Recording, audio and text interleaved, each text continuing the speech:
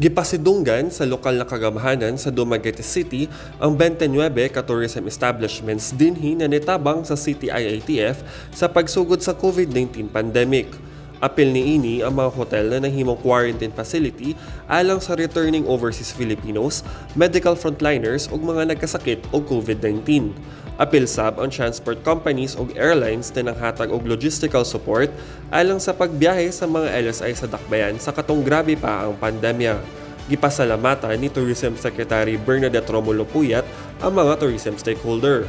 Alongside the local government of Dumaguete, we salute the owners, operators, and employees of the 29 accommodation establishments and transport services who selflessly and bravely responded to the situation brought about by the health crisis.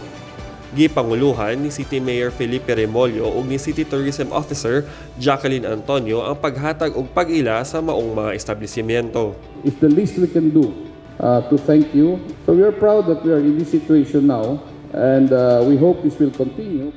Karong gipailawom na sa Alert Level 1 ang Dumaguete City, pwede nang sugdan ang pipila ka tourism-related activities sa dakbayan aron makabawi ang tourism stakeholder sa grabing epekto sa pandemya. Mao kana ang maayong balita dinhi sa Negros Oriental. Kini si Roy Anthony Lomotan.